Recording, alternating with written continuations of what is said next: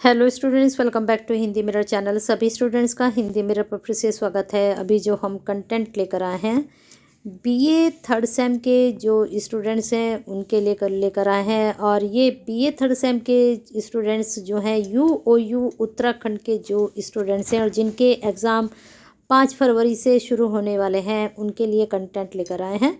BA third same के जो students हैं उन्होंने फर्स्ट सेम में और सेकंड सेम में हिंदी मिरर चैनल से तैयारी की थी और काफ़ी अच्छे मार्क्स उन्होंने गेन किए थे। अगर आप भी थर्ड सेम के स्टूडेंट्स हैं तो कहीं ना कहीं आपको इससे हेल्प मिल गई होगी। तो चलिए यहाँ पर अब देख लेते हैं। हम सबसे पहले अब जो प्रिपरेशन कराने वाले हैं आपकी, तो बाय बुक हम सभी में आपको बताएंगे कि कौन से टॉपिक आपको तैयार करने हैं और किस पर आपको ज़्यादा फोकस करना है। काफ़ी स्टूडेंट्स बोलते हैं कि आप मैम सारी ही बुक बता देते हो, तो मेरा मानना है कि अगर आपकी यूनिट 13 है तो 13 की 13 यूनिट आपको पढ़कर जानी चाहिए। हाँ, अगर 7 से 8 यूनिट मैं बहुत बताती हूँ कि ये बहुत ज़्यादा इम्पोर्टेंट हैं तो उनको आप ज़रूर करा करें। तो आप जो हैं सारे यूनिट ज़रूर पढ़ के जाएं। हाँ, उसमें से कुछ यूनिट ऐसी होती हैं जो बहुत ज़्यादा इम्पोर्टेंट होती हैं, उनको आप जब ज़्यादा फोकस करें, लेकिन गो थ्रू सभी को करें। इसलिए मेरा मानना है, इसलिए मैं सभी पूरी बुक में आपको बताती हूँ। अब पहले बात करते हैं आपके जो है BAHLN 201 रीतिकालीन काव्य आपके पेपर का नाम है।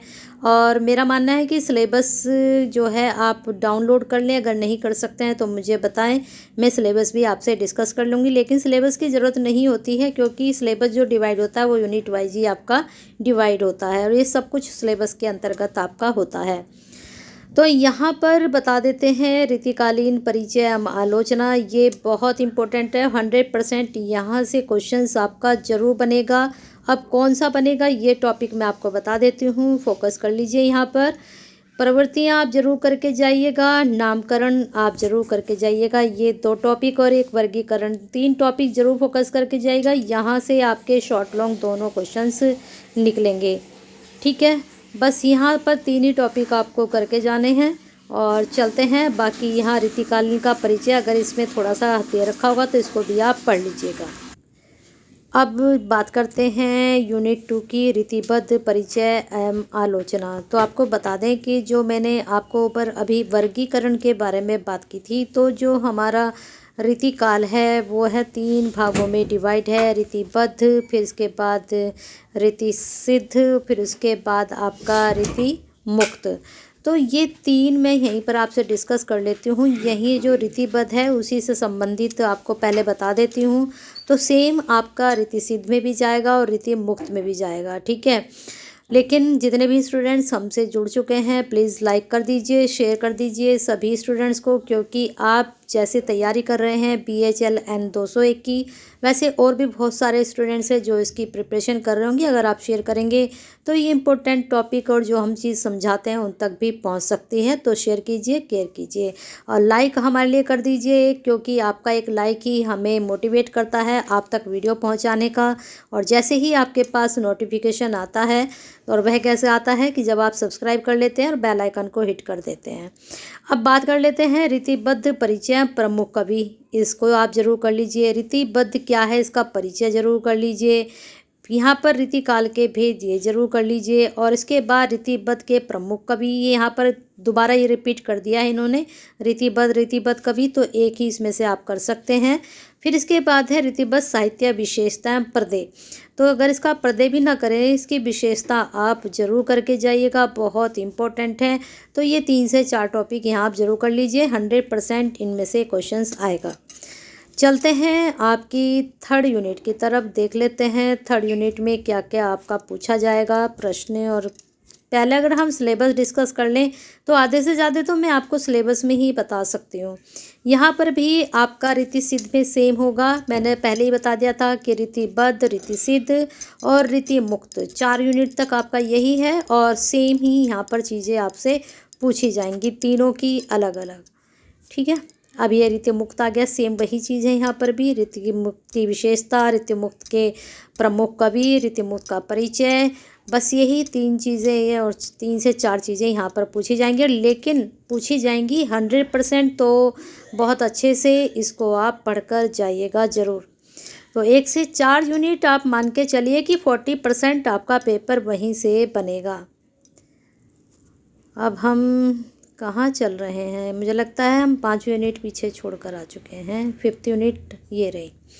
5th यूनिट में पूछा गया है रीतिकाल, नीति एवं भक्ति कविता। अब यहाँ पर देख लेते हैं, इसको बस आप गो थ्रू करके चले जाइएगा, लेकिन थोड़ा सा यहाँ पर फोकस आपको करना है कि जो नीति कविता, परिचय और नीति परक दोहे किसके हैं। महाकवि बिहारी लाल वृंद, इसके बाद गिरिधर कविराय बेताल, सम्मन, राम सहाय दास, दीनदयाल गिरी। अब यहाँ पर अगर हम बात करें इन कवियों को, बस सिर्फ आपको गो थ्रू करना है, फोकस करना है। नीति एवं भक्ति कविता का स्वरूप एवं विकास जरूर कर लीजिएगा, ठीक है। ये भी आपके प्रश्न बन सकता है, इम्पोर्टेंट है आपके लिए।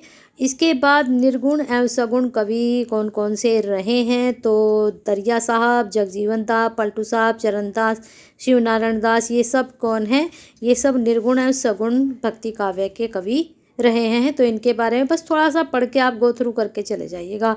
इम्पोर्टेंट आपका यहाँ पर रहेगा नीति भक्ति कविता का स्वरूप एवं विकास का परिचय दीजिए, ठीक है। इसके बाद चलते हैं आपकी 6 यूनिट पर। 6 यूनिट में देख लेते हैं क्या क्या इम्पोर्टेंट है। अभी 5 ही चल रही है यहाँ पर। ये देखिए, मैं टॉपिक ही बताती हूँ, बाकी आप अपना बुक को डाउनलोड कर सकते हैं या अपने सेंटर से जाकर बुक ला सकते हैं। और अगर कुछ भी नहीं है, डाउनलोड नहीं है आपके पास बुक और आपके पास सेंटर पे भी नहीं है, तो जो टॉपिक मैं बता रही हूँ उनको नोट डाउन करिए अपनी नोटबुक पर और गूगल से सर्च करके उनको पढ़ लीजिए।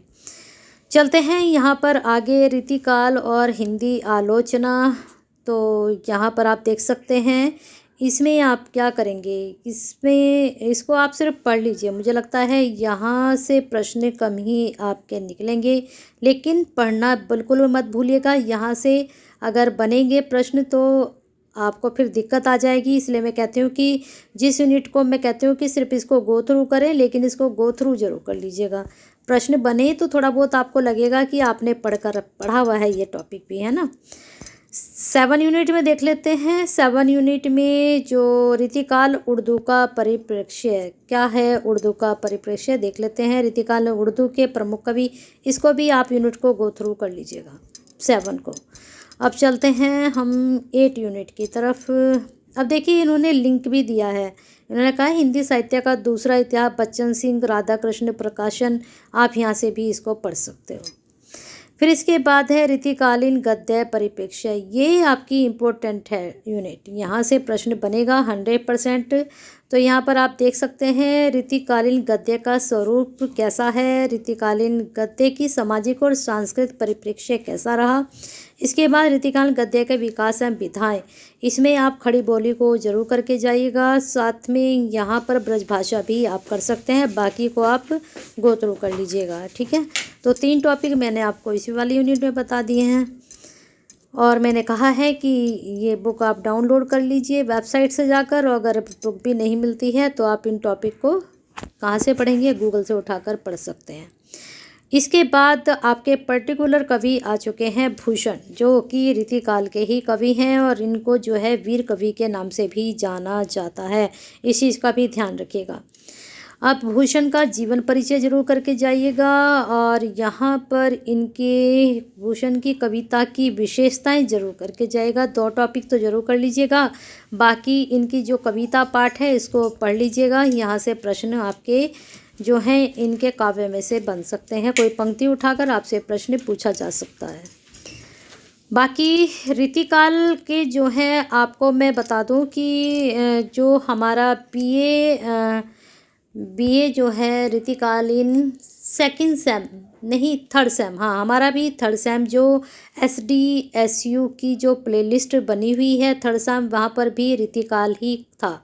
तो वहाँ से आप पढ़ सकते हैं, वहाँ भक्तिकाल है, उसके बाद कहानियाँ हैं। 3rd सेम में वहाँ पर भी रीतिकाल है, तो वहाँ से आप देख सकते हैं। प्रीवियस पेपर मैंने अपलोड किए हुए हैं, आपके भी हैं वैसे प्रीवियस पेपर, आपके नहीं है प्रीवियस, क्योंकि 1st सेम आपके जो हैं फर्स्ट टाइम आपके पेपर हो रहे हैं, क्योंकि पहले 1st सेम के हुए, फिर सेकेंड आप ही का जो एनईपी के अकॉर्डिंग आप ही से शुरू हुआ था, तो आपका कोई पेपर नहीं होगा प्रीवियस। लेकिन श्रीदेव सुमन यूनिवर्सिटी की जो हमारी प्लेलिस्ट बनी हुई है उसमें थर्ड सेम वाली जो प्लेलिस्ट है वहाँ आप चेक करिए, वहाँ मैंने 2 साल के रीतिकाल के जो है प्रश्न उत्तर डाले हुए हैं, तो आपको ज़रूर वहाँ पर ज़रूर हेल्प मिलेगी प्रश्नों की, ठीक है। वहाँ पर भी यही है, कवि भीषण भूषण है, बिहारी है और घनानंद है, तो यही वहाँ पर भी कवि हैं, ठीक है। प्रश्न बहुत अच्छे हैं वहाँ पर जो प्रीवियस पेपर हैं, तो अच्छी खासी आपको हेल्प हो जाएगी। चलिए देखते हैं प्रश्न आगे के।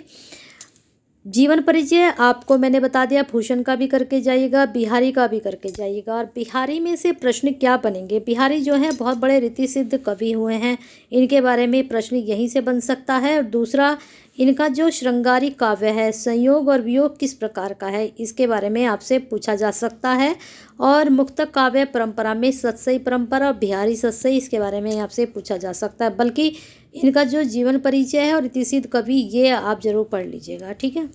और इनका श्रृंगारिक जो है वियोग और संयोग, ये दोनों पढ़कर आप जरूर जाइएगा, प्रश्न यहाँ से जरूर बन सकता है।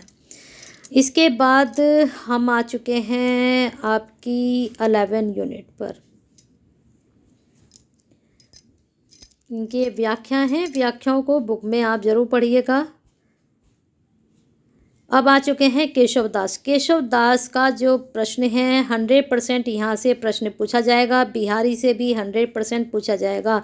अब केशव का भी जीवन परिचय जरूर कर लीजिएगा और केशव का आचार्यत्व जरूर पढ़ लीजिएगा। और इनके काव्यगत विशेषताएं क्या हैं, भाव पक्ष और संरचना शिल्प जरूर पढ़ लीजिएगा। एक इसमें अगर आप देखेगा बुक को जब आप पढ़ेंगे तो कठिन काव्य का प्रेत भी इनको कहा गया है। ये कठिन काव्य का प्रेत क्यों कहा गया है और किसने कहा गया है, इस तरह का प्रश्न भी आपके एग्जाम में पूछा जा सकता है। तो 3 कवि हो चुके हैं आपके। अब देख लेते हैं नेक्स्ट कवि आपका कौन सा है। कोई एक आध यूनिट अगर स्किप हो जाती है तो उसको आप अपने से फोकस कर लीजिएगा। वैसे मैं कोशिश कर रही हूँ कि सारी यूनिट आप तक पहुँचा देती हूँ। फिर इसके बाद आपका है घनानंद। बिल्कुल सेम कवि आपके ही सिलेबस में है, क्योंकि यू और जो SDSUV है, दोनों का कोलैबोरेशन है और दोनों के पेपर्स सेम आते हैं। तो आप जो SDSUV है तो फर्स्ट सेम के बच्चे भी फर्स्ट सेम की जो प्लेलिस्ट है उसको चेक करें, सेकंड सेम के बच्चे सेकंड सेम की प्लेलिस्ट चेक करें, जो थर्ड सेम के बच्चे हैं वो थर्ड सेम की प्लेलिस्ट करें। आपके जितने भी सब्जेक्ट के प्रीवियस पेपर हैं थर्ड सेम के, बहुत हेल्प आपको मिलेगी, वहाँ से आप प्रीवियस पेपर ज़रूर देख लीजिएगा, ठीक है। तो चलिए आगे चलते हैं नेक्स्ट क्वेश्चन पर आपके। घनानंद में भी वही आप पहले जीवन परिचय कर लीजिए, उसके बाद घनानंद की जो है काव्य अनुभूति, हाँ इनका जो घनानंद का रीतिमुक्त काव्य कवि हैं ये। इसके बाद इनका घनानंद और सुजान बहुत इंपॉर्टेंट आपके लिए हो सकता है, ठीक है। इनकी घनानंद की बस यही 2 टॉपिक आप इनके कर लीजिए, लेकिन जीवन परिचय जरूर करके जाइएगा सबका। 4 कवि हो चुके हैं, चारों कवि का 4 भी नहीं कर सकते तो इम्पोर्टेंट जो आपके जाएंगे केशव दास, घनानंद और बिहारी, तो बहुत ही इम्पोर्टेंट है इनका जीवन परिचय। तीनों में से तीनों का भी पूछ सकते हैं, तीनों में से 2 का भी और किसी एक का भी, लेकिन तीनों बहुत इम्पोर्टेंट है, पूछे जरूर जाएंगे। अब आगे देख लेते हैं और कौन सी यूनिट है। अब मैं पहले सिलेबस डाला करूँगी क्योंकि उससे मुझे पता चल जाता है। मतीराम भी आपका इम्पोर्टेंट है, लेकिन BA थर्ड सेम की जो प्लेलिस्ट है SDSU की, मतीराम वहाँ पर नहीं है। अब आपको बता दूँ मतीराम के भी मैंने जीवन परिचय वगैरह सब डाले हुए हैं और ये आप चेक कर सकते हैं BCom की प्लेलिस्ट में। मतीराम के बारे में बहुत सारे क्वेश्चन, संदर्भ से व्याख्या, बहुत कुछ मैंने अपलोड किया हुआ है, वहाँ से आप इसको पढ़ सकते हैं। तो मतीराम का जीवन परिचय आप कर लीजिए और मतीराम की जो काव्य अनुभूति है इसको आप पढ़ सकते हो। आप व्याख्याएं तो सभी की देख लीजिएगा कि किस कवि ने किस प्रकार की व्याख्याएं की हैं, किस प्रकार का उनका काव्य रहा है, काव्य शैली, तभी आपको पता चलेगी जब आप उसको पढ़ेंगे। तो कितने यूनिट हो गई आपकी 13। देव भी आपको वहीं मिल जाएंगे, ये BCom की प्लेलिस्ट में। वहाँ पर मतीराम और देव के बारे में मैंने सब कुछ अपलोड किया हुआ है, इनकी व्याख्याएं भी अपलोड की हुई हैं और जो इम्पोर्टेंट क्वेश्चंस हैं वो भी अपलोड किए हुए हैं। प्रीवियस पेपर जो BCom के हैं वो हैं HNB के, उसको आप देख सकते हो, HNB गढ़वाल यूनिवर्सिटी। वे प्रीवियस पेपर कहीं ना कहीं आपके लिए हेल्पफुल होंगे। तो देव और पद्माकर दोनों यहाँ पर एक साथ आ चुके हैं। दोनों का जीवन परिचय भी जरूर कर लीजिएगा। और बाकी तो सेम ही क्वेश्चंस हैं सबके, काव्य बेस्ड, यानी कि इनकी काव्य शैली क्या रही, काव्य की क्या विशेषता है, दोनों हो चुके हैं। जितने भी कवि हैं बस जीवन परिचय और उनकी काव्य शैली, बस यहीं से आपके क्वेश्चंस बनेंगे और इससे अदर और क्या बनेगा। बाकी किस तरह के क्वेश्चंस पूछे जाते हैं वो क्वेश्चंस आपको वही मिलेंगे जो प्रीवियस पेपर हैं। और प्रीवियस पेपर मैंने आपको बता दिया है कि मैंने अपलोड किए हुए हैं, उनको आप एक बार देख लीजिए। और इस प्रकार से आपकी 14 इसमें यूनिट थी जो मैं कवर कर चुकी हूँ। 13 ने कहा था 13 से 14 यूनिट होती हैं।